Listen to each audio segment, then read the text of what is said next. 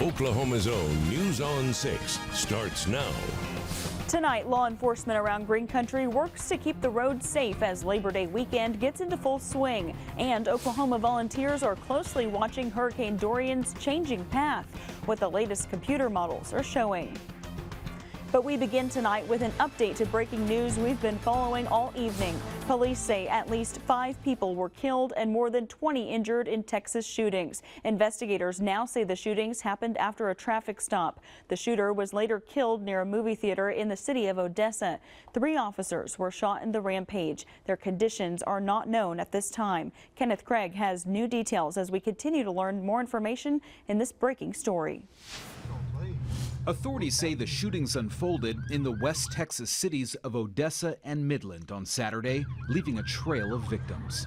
We have at least 21 victims, 21 shooting victims, and at least 5 deceased at this point in time. The gunman was killed later in a shootout with police at a movie theater. Police say the attacks began with a traffic stop on a highway and the driver shot at an officer. The suspect stole a postal truck and began firing randomly. An exchange of gunfire happened and that subject is deceased at that location.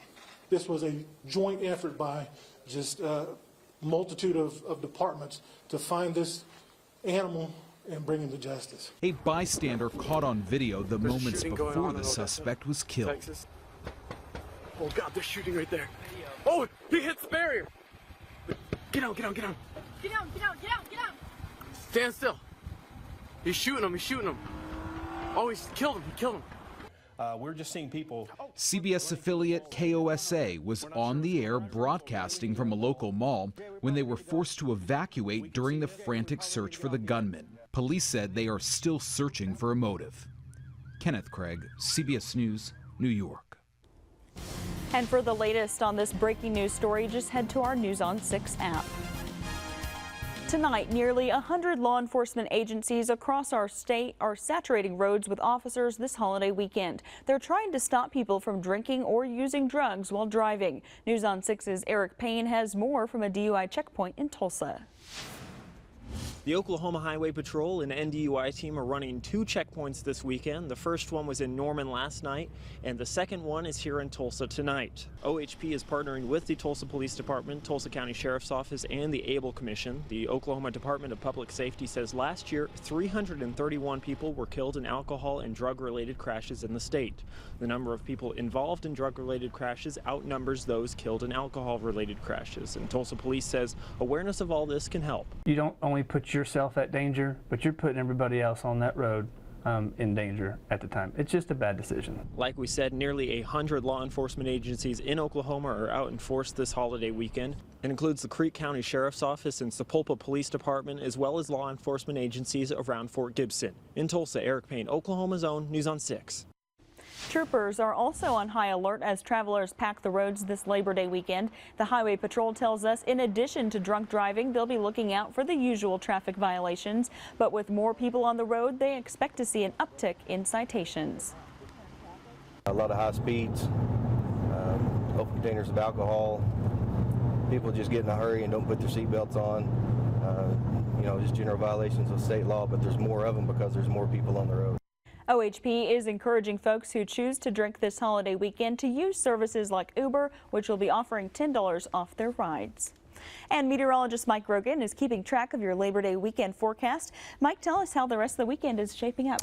It's going to shape up to be drier and also a bit warmer tomorrow morning. A little preview, the forecast calling for temperatures initially in the low 70s, warming into the 80s by midday.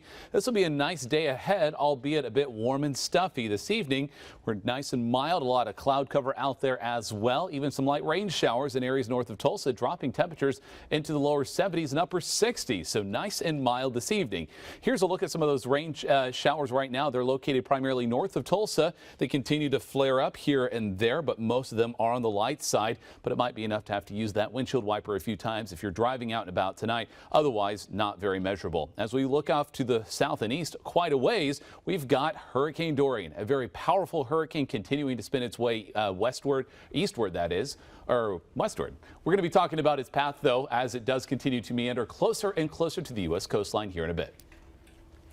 Thank you, Mike. And as you know, Hurricane Dorian remains a Category 4 storm tonight. New models show Dorian missing Florida and skirting up the East Coast. Still, the storm could impact Labor Day plans for millions. Airlines are closely watching Dorian's shifting path. American Airlines, which has a maintenance base here in Tulsa, has issued a travel alert for more than 15 airports in the Caribbean and Florida. The airline says it will waive fees if a customer doesn't want to fly to or from an airport included in that alert.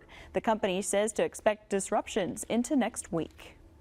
As Dorian gains strength in the Atlantic, some of Oklahoma's own are on the way to help. With computer models changing by the hour, relief organizations want to make sure volunteers are ready for whatever the storm brings.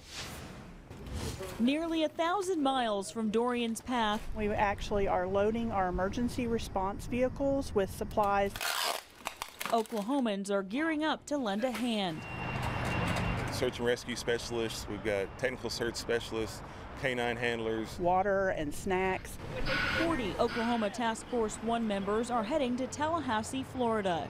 We're deploying as a Type 3 structural collapse urban search and rescue team. The Oklahoma Red Cross is also sending teams from all across Oklahoma to Florida and trucks to stage in Montgomery, Alabama. When we had the flooding and tornadoes, we had some volunteers who came from other parts of the country to help us, and this is our chance to go and help in other parts of the country. Team leaders say even though our state doesn't see hurricanes, our experience with other natural disasters will help in the recovery. Actually, it's kind of what we're used to here in Oklahoma. It's like a tornado/flooding event, and we're sadly used to those here. So that's kind of the response that we're looking at. Leaders are not sure how long the teams will stay on the East Coast. The East Coast could start to feel the impact as early as tomorrow night.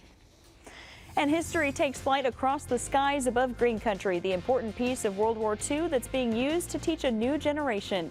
And next, a sign of progress as our area continues on the long road of recovery after historic flooding.